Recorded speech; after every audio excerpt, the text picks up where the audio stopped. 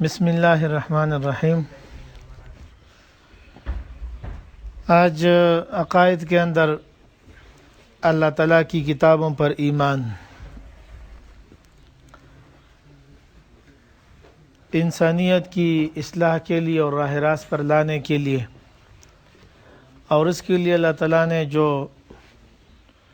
راستہ صراط مستقیم بنایا ہے، اس پر انسانوں کو چلانے کے لیے پیغمبر کی بھی ضرورت ہے اور کتابوں کی بھی ضرورت ہے۔ پیغمبر اور کتاب کے بغیر صراط مستقیم پر چلنا یہ ناممکن ہے۔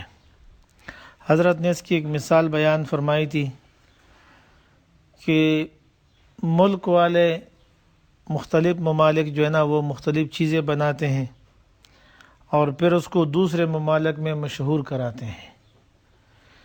جاپان کی گاڑی مشہور تھی تو وہ ان لوگوں نے گاڑیاں بنائی، گاڑیاں بنانے کے ساتھ ساتھ انہوں نے ایک کتابچہ بھی جو ہے نا وہ شائع کر دیا، اس میں اس کے چلانے اور اس کے ٹھیک کرنے وغیرہ وغیرہ کی ساری باتیں اس کے اندر لکھی ہوئی، اور ایک ایسا آدمی جو اس کو صحیح طریقے سے چلا سکے اور اس کو اس کے جو ہے نا ہر پرزے کی معلومات حاصل تھی۔ تو اسی طرح گاڑی اور وہ کتابچہ اور وہ ماہر آدمی وہ دوسرے ملک میں بیچ دیا، اور انہوں نے وہاں جا کر کے اس کی مشہوری کرے تو لوگوں نے اس سے فائدہ حاصل کیا۔ جس مقصد کے لیے وہ بنائی گئی تھی اس مقصد لوگوں نے اس میں اس کو چلایا۔ اسی طرح صراط مستقیم دین اسلام، اللہ تعالیٰ کی رضا تک پہنچنے کا جو راستہ ہے، اس پر انسانیت کو ٹھیک چلانے کے لیے کتاب کی بھی ضرورت ہے، جس کے اندر اللہ تعالیٰ کے احکامات ہو۔ جس طرح قرآن پاک ہے اس میں اللہ تعالیٰ کے احکامات ہیں، اور اس کا ایک ماہر آدمی جو خود ان احکامات اور اس کتاب پر عمل کر کے عملی نمونہ لوگوں کے سامنے بن جائے اور لوگ اس سے وہ سیکھ جائے، تو دونوں کی ضرورت تھی۔ تو اللہ تعالیٰ نے وقتاً فوقتاً کتابیں بھی بھیجی ہیں اور انبیاء کرام بھی بھیجے ہیں، ٹھیک ہے۔ تو انبیاء کرام میں سب کا آخر اور خاتم جناب نبی کریم صلی اللہ علیہ وسلم ہے، اور کتابوں میں سب کا آخر اور خاتم وہ قرآن پاک ہے۔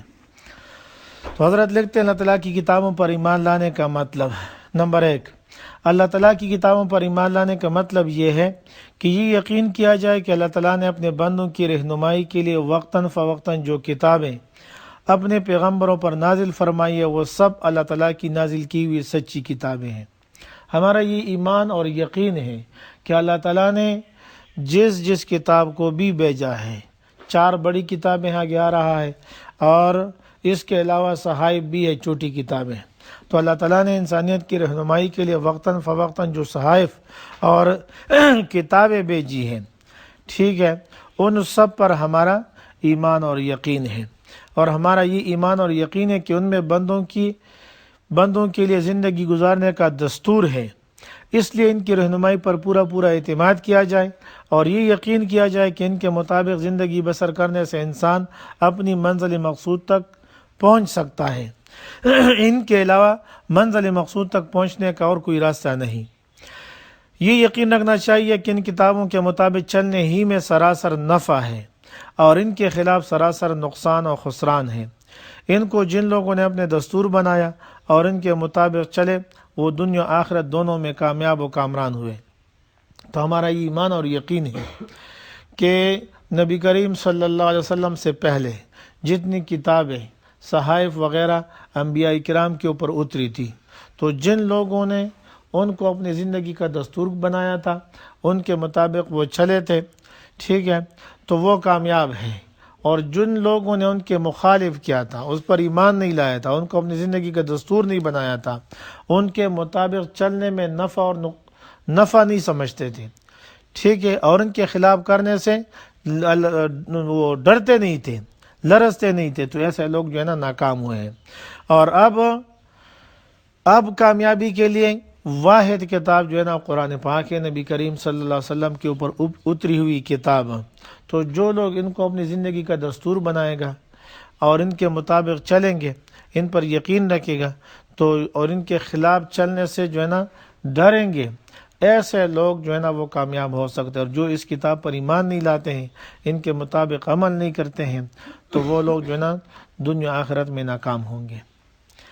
دوسری بات یہ یقین رکھنا چاہیے کہ اللہ تعالیٰ نے بہت سی چھوٹی بڑی کتابیں اپنے پیغمبروں پر نازل کی ہیں، جن میں سے بڑی کو کتاب اور چھوٹی کو صحیفہ کہتے ہیں۔ اللہ تعالیٰ نے صحائف بھی اتارے ہیں اور کتابیں بھی اتاری ہے۔ صحائف کے بارے میں قرآن پاک کے اندر تذکرہ ہے، صحف ابراہیم و موسیٰ، تو موسیٰ علیہ السلام کے اوپر، ابراہیم علیہ السلام کے اوپر، اس طرح دیگر انبیاء کرام کے اوپر صحائف اترے ہیں، ٹھیک ہے، اور کتابیں بھی اتری ہیں۔ تو بڑی کتابیں وہ 4 ہیں۔ مشہور آسمانی کتابوں کے نام یہ ہے: نمبر 1 تورات، یہ حضرت موسیٰ علیہ السلام کے اوپر اتری ہے۔ زبور حضرت داؤد علیہ السلام کے اوپر اتری ہے، اور انجیل حضرت عیسیٰ علیہ السلام کے اوپر، اور قرآن مجید یہ خاتم المرسلین سید الانبیاء سیدنا محمد رسول اللہ صلی اللہ علیہ وسلم کے اوپر اتری ہوئی کتاب ہے۔ نمبر 4 قرآن پاک کے متعلق جو ہے نا یہ ایمان اور یقین رکھنا چاہیے کہ آسمانی کتابوں میں یہ سب سے آخری ہے، سب کی خاتم، کامل، مکمل اور اکمل کتاب یہ قرآن مجید ہے۔ یہ پہلی کتابوں کی تصدیق کرنے اور سچا ثابت کرنے والی ہے۔ پہلی کتابوں کے اندر جو پیشن گوئیاں ہوئی ہے، قرآن پاک اس کی تصدیق کرتی ہیں۔ نبی کریم صلی اللہ علیہ وسلم کے متعلق جو آیا ہے، پہلی کتابوں کے اندر جو احکامات ایسے تھے جو وقتی نہیں تھے، دائمی تھے، قیامت تک کے لیے تھے، تو قرآن پاک جو ہے نا ان کی کیا حفاظت بھی کرے، اس احکامات کی، ان کو سچا ثابت کرنے والی کتاب ہے یہ۔ تو حضرت لکھتے ہیں کہ یہ پہلی کتابوں کی تصدیق کرنے اور سچا ثابت کرنے والی اور ان کی محافظ بھی ہے، کہ ان کتابوں میں جتنی باتیں ایسی ہیں جن کی تبلیغ ہمیشہ اور ہر زمانے میں ضروری ہوتی ہے، وہ سب اس قرآن مجید میں موجود اور محفوظ ہے، اور یہ تمام آسمانی کتابوں کی ضروری مضامین پر حاوی اور سب سے مستغنی کر دینے والی کتاب ہے۔ یہ انسانی زندگی کی کفیل کتاب ہے، انسان کی جو ضرورتیں ہیں دنیا اور آخرت کے لیے سب اس قرآن پاک کے اندر موجود ہیں، ٹھیک ہے۔ اور یہ ایک ایسی کتاب ہے کہ یہ مومن آدمی کو جو اس پر ایمان لاتا اور اس پر عمل کرتا ہے، یہ دیگر تمام کتابوں سے جو ہے نا اس کو مستغنی کر دیتی ہیں۔ اور یہی وہ آخری کتاب ہے جو ہر قسم کی تحریف اور تبدل سے پاک ہے اور پاک رہے گی، کیونکہ اس کی حفاظت کی ذمہ داری خود اللہ تعالیٰ نے لے رکھی ہے۔ 5ویں بات، یہ قرآن مجید ایک علمی معجزہ ہے۔ نبی کریم صلی اللہ علیہ وسلم کی نبوت یہ دوسرے انبیاء کرام کی نبوت سے تھوڑا سا اس میں تبدیل ہے، اس اعتبار سے کہ یہ دائمی پیغمبر ہے، عالمگیر پیغمبر ہے، قیامت تک کے لیے ہے اور پوری دنیا کے لیے ہے۔ پہلے انبیاء کرام وہ وقتی، ٹھیک ہے، خاص وقت کے لیے، ایک زمانے کے لیے اور ایک خاص قوم کے لیے انبیاء کرام تھے وہ، ٹھیک ہے۔ لہٰذا ان کے جانے کے بعد دوسرا پیغمبر آیا، پھر اس کے بعد اور پیغمبر آئے، لیکن نبی کریم صلی اللہ علیہ وسلم جب مبعوث ہوئے، اللہ تعالیٰ نے آپ کو نبوت سے سرفراز فرمایا، تو اس سے لے کر کے قیامت تک پھر دوسرا پیغمبر نہیں آ سکتا ہے، یہ نبی کریم صلی اللہ علیہ وسلم کا زمانہ ہے۔ تو بعض وہ لوگ مبارک ہستیاں جس کا تذکرہ ابھی حضرت نے بیان میں فرمایا، صحابہ کرام، ٹھیک ہے، تو ان کے لیے بھی نبی کریم صلی اللہ علیہ وسلم پیغمبر تھے، اور وہ لوگ جو نبی کریم صلی اللہ علیہ وسلم کے دنیا سے جانے کے بعد مسلمان ہوئے ہیں یا پیدا ہوئے ہیں یا پیدا ہوں گے قیامت تک، سب کے لیے اللہ تعالیٰ نے آپ کو پیغمبر بنایا ہے۔ اور پیغمبر کے اوپر جو ہے نا اللہ تعالیٰ معجزات اتارتے ہیں۔ معجزات اس لیے اتارتے ہیں تاکہ جو لوگ ہٹ درم نہیں ہیں، ضدی نہیں ہے، خواہ ضدی نہیں ہے، ٹھیک ہے، کہ وہ حق کو دیکھ کر کے، حق کو پہچان کر کے پھر قبول کرتے ہیں، ایسے لوگ، لیکن وہ ذہنی صلاحیتیں ان کی ایسی نہیں ہوتی ہے کہ کسی پیغمبر کی زندگی کو پا کر کے دیکھ کر کے جو ہے نا وہ مسلمان بھی ہو جائے، ٹھیک ہے۔ تو ایسے لوگوں کے لیے معجزات ضروری ہیں تاکہ وہ پیغمبر کو پیغمبر سمجھتے ہوئے اس کی طرف متوجہ ہو جائے، اس پر ایمان لائے، اس کی تعلیمات پر عمل کرے، ٹھیک ہے، اور ٹھیک اللہ تعالیٰ کی رضا تک پہنچ جائے۔ تو اس کے پیغمبر کے لیے معجزات ہوتے ہیں۔ اور یہ معجزات دیگر انبیاء کرام کے لیے تو وہی وقتی معجزات تھے. حضرت موسیٰ علیہ السلام کی لاٹھی آپ پھینکتے تھے، اللہ تعالیٰ کے حکم سے اژدہا بن جاتا تھا. ہاتھ کو نکالتے تھے جو ہے نا بال سے، اس میں وہ سفید ہو جاتا، چمکتا ہوا نظر آتا تھا، پھر جو ہے نا دوبارہ اس طرح لٹا کر کے. تو بہرحال اسی طرح حضرت عیسیٰ علیہ السلام کو اللہ تعالیٰ نے معجزات سے نوازا، دیگر انبیاء کرام کو. ٹھیک ہے، لیکن وہ وقتی معجزات تھے. جب وہ انبیاء کرام دنیا سے پردہ فرما گئے، وہ معجزات بھی ساتھ چلے گئے. ٹھیک ہے، لیکن چونکہ نبی کریم صلی اللہ علیہ وسلم کی اس حیثیت سے ان سے تبدیل ہے کہ آپ جو ہے نا قیامت تک کے لیے ہیں. آپ کی امت وہ بھی ہیں جو آپ کے زمانے کے بعد پیدا ہوئے اور آپ کے زمانے کے بعد آئے ہیں اور یا آئیں گے. تو لہٰذا آپ صلی اللہ علیہ وسلم کو دو قسم کے معجزات سے نوازنا ضروری تھا. ایک وقتی معجزات جس طرح چاند کا 2 ٹکڑے ہونا، ٹھیک ہے، تھوڑا سا کھانا بہت سارے لوگوں کے لیے جو ہے نا وہ پورا ہونا، ایک پیالہ دودھ جو ہے نا وہ 40-70 یا تقریباً اس سے بھی زیادہ لوگوں کے لیے جو ہے نا وہ کافی ہونا. ٹھیک ہے، اس طرح کے معجزات بھی ضروری تھے جو وقتی تھے. ٹھیک ہے، اور قیامت تک کے لیے بعض معجزات وہ بھی ضروری تھے تاکہ بعد کے لوگ جو ہے نا وہ اگر وہ ہٹ درم اور ضدی نہیں ہے تو وہ اس کو دیکھ کر کے جو ہے نا اس پر ایمان لائے اور نبی کریم صلی اللہ علیہ وسلم کو پیغمبر سمجھتے ہوئے اس کی تعلیمات پر عمل کرے تاکہ اس کا بھی بیڑا پار ہو جائے، دنیا آخرت کامیاب ہو جائے. ٹھیک ہے، اور دوسری طرف وہ لوگ جو ضدی اور ہٹ درم ہیں تو معجزات کا اترنا اس کے لیے بھی اس اعتبار سے ضروری ہے تاکہ اس کا پیمانہ لبریز ہو جائے اور قیامت میں خدا کے سامنے پھر وہ یہ نہ کہہ سکے کہ ہم نے تو کوئی معجزہ نہیں دیکھا تھا اس پیغمبر سے، تو ہم کس طرح اس کو پیغمبر سمجھتے. ٹھیک ہے، تو یہ معجزات اس لیے ضروری ہیں. تو نبی کریم صلی اللہ علیہ وسلم کو اللہ تعالیٰ نے دونوں قسم کے معجزات سے نوازا ہے. وقتی معجزات بھی دیے تھے اس زمانے کے لیے اور دائمی معجزات جو اس زمانے کے لیے بھی اور قیامت تک کے لیے. تو آپ صلی اللہ علیہ وسلم کے اوپر اترنے والے دائمی اور علمی معجزات میں سے ایک قرآن پاک بھی ہے.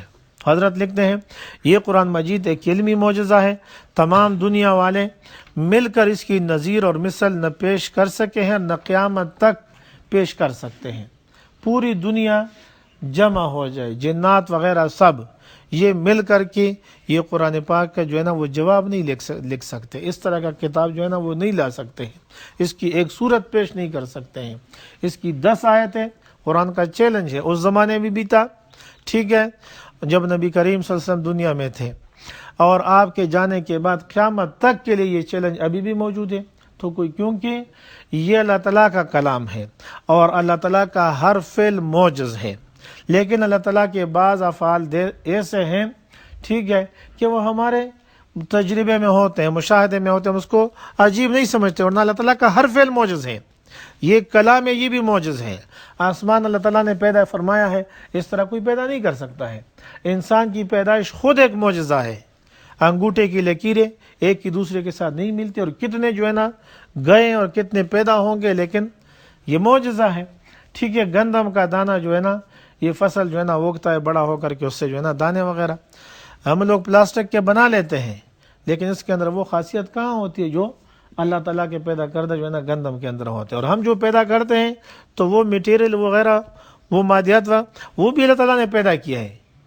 ہم ان جو اپنی جو ہے نا جو صلاحیت اور ذہن اللہ تعالیٰ نے دیے ان کو لڑا کر اس کو بنا لیتے ہیں، لیکن اس کے اندر وہ چیزیں کہاں ہوتی ہیں.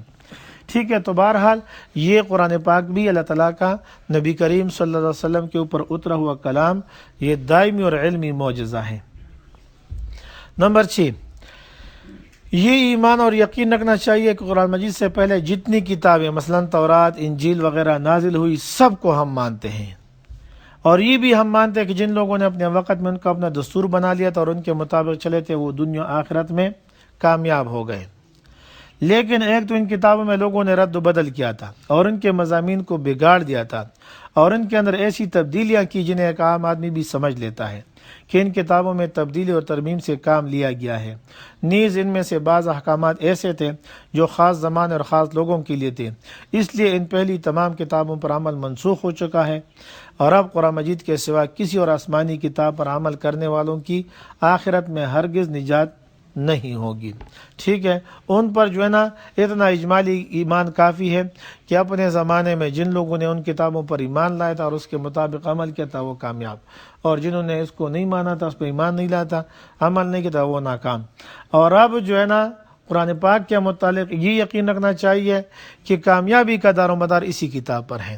اس کتاب کے ساتھ محبت، اس کو اللہ تعالیٰ کا سچ اور آخری کتاب ماننا اور اس کو عملاً قبول کرنا، یہ 3 جز ہے.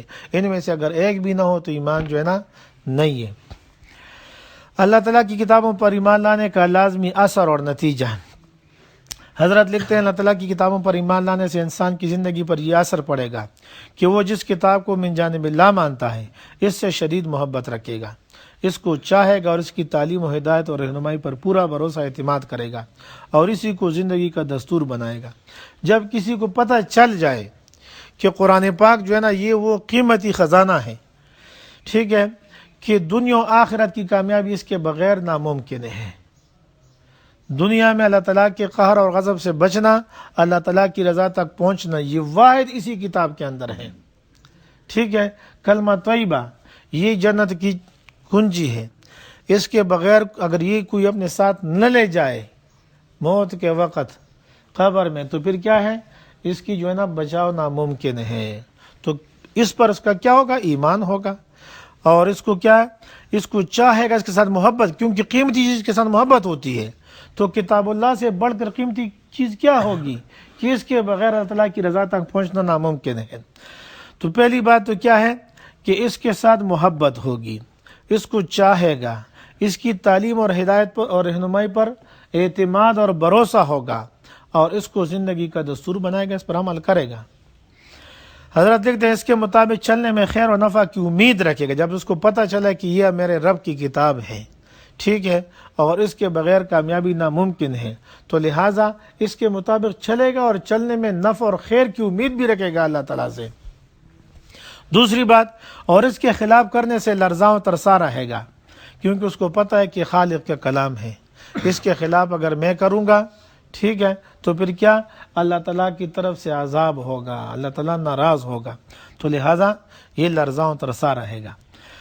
حضرت لکھتے ہیں اگر کوئی قوم یا فرد کتاب اللہ پر ایمان لانے کا مدعی ہے، انفرادی طور پر کوئی یا اجتماعی طور پر، مگر اس کو اپنا دستور نہیں بناتا یا اس کے مطابق چلنے میں نفع اور خیر کی امید نہیں رکھتا اور اس کے خلاف چلنے سے ڈرتا نہیں ہے، تو ایسا شخص اور ایسی قوم کتاب اللہ پر ایمان کے دعویٰ کے باوجود ایمان سے خالی ہے اور اپنے دعوی ایمان میں جھوٹے اور کھوٹے ہیں. اللہ تعالی ہمیں صحیح ایمان نصیب فرمائے.